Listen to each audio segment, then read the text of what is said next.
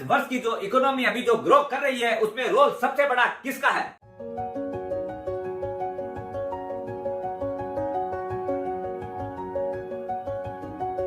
सुप्रभात दोस्तों, आप सभी का इसके फिनोमेट में स्वागत है। दोस्तों, भारत वर्ष की जो ये इकोनॉमी है वो इतनी रेसलाइंट हो रखी है, इतनी अच्छी हो रखी है, इसके पीछे सबसे बड़ा हाथ है तो वो है आरबीआई का।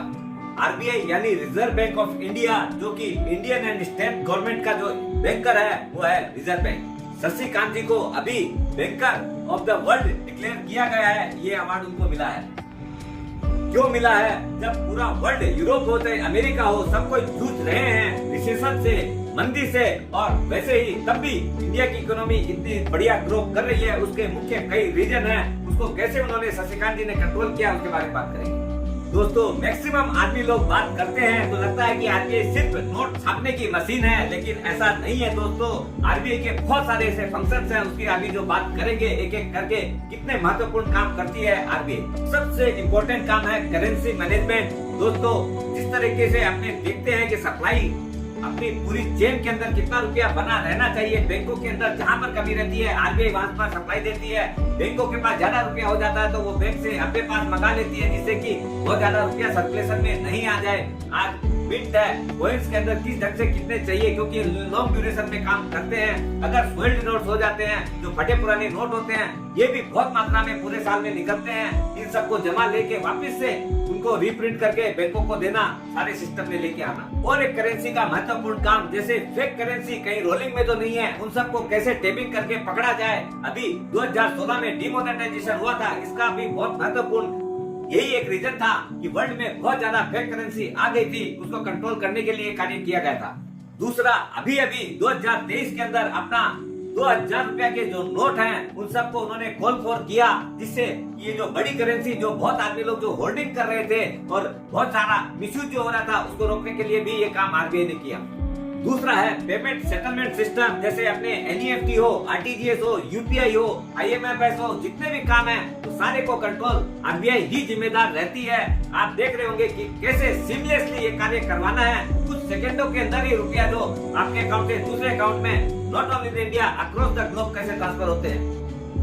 अगला काम है पब्लिक डेट मैनेजमेंट सिस्टम। आज कितना रुपया मार्केट में छोड़ा हुआ है, उसकी क्या इनकम आ रही है, कितने खर्चे लग रहे हैं, जो इंटरेस्ट के ऊपर लोन दिया हुआ है उसका इंटरेस्ट सर टाइमली हो रहा है कि नहीं हो रहा है, ये सारी चीजों को मैनेज करना भी काम आरबीआई का ही है। रेगुलेशन एंड फाइनेंशियल स्टेबिलिटी कितनी है, ये भी मैनेज करना आरबीआई का ही काम है। आपने देखा होगा अभी अमेरिका में 2022-23 के अंदर बहुत सारी बैंकें जो डूब गई थी, ऐसा इंडिया में न हो ऐसे हादसे, उसके लिए स्ट्रेस मैनेजमेंट का काम आरबीआई करती है। जैसे बॉडी के लिए जिम जरूरी है, वैसे ही बैंकों का हालात कैसे हैं, इसका स्ट्रेस फिटनेस से पता चलता है, जो कि आरबीआई बैंकों के ऊपर करती रहती है। अगला काम है मॉनेटरी पॉलिसी। आपने देखा होगा कैसे सीआरआर और एसएलआर के माध्यम से बैंकें को कंट्रोल करती है आरबीआई। जैसे अभी करंटली सीआरआर 4.5% है और एसएलआर 17.5% है। ये दोनों आज समझ लीजिए 100 रुपया अगर बैंक में देते हैं तो उसमें से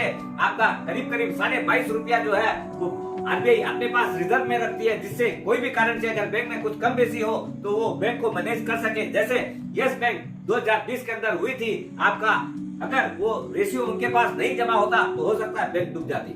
आरबीआई कैसे ग्रोथ और इन्फ्लेशन दोनों को मैनेज करती है। अगर कहीं भी रेट ऑफ इंटरेस्ट अगर बहुत ज्यादा हो तो इंडस्ट्री चल नहीं सकती है, बहुत ज्यादा कम हो तो उसके अंदर क्या है, ग्रोथ नहीं मिलती है। इन सब चीज को, इन्फ्लेशन को, हर चीजों को मैनेज करने का काम भी आरबीआई का ही है। इसके लिए बैंक जो है क्वार्टरली अपनी पॉलिसी डिक्लेयर करती है।